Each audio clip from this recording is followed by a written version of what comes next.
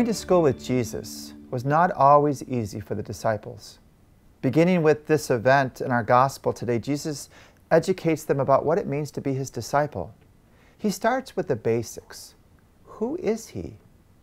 Like a good teacher, he engages them in discussing, asking two questions, going from the easier one to the more difficult one. Who do others say that I am? And who do you say that I am?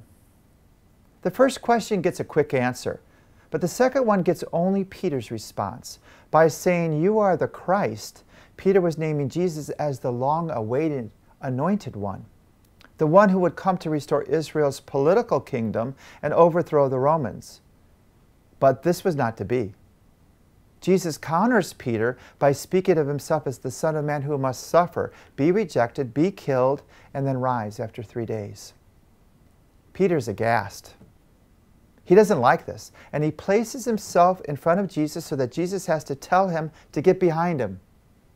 Peter is blocking his way, like an obstacle, a stumbling block, an adversary, preventing Jesus from going in the direction that he is heading. Peter had learned about a Messiah of power and prestige, and Jesus was talking about a man of pain and punishment. Peter wanted a political Messiah, not a suffering one. Peter saw the disciples taking part in some kind of pomp and maybe even pageantry, not a suffering one. Peter saw that Jesus was speaking of denying himself and picking up a cross, a place where you take up a cross of self-denial, a cross of self-sacrifice. Of course, it's all on how you want to answer the question, who do you say that I am?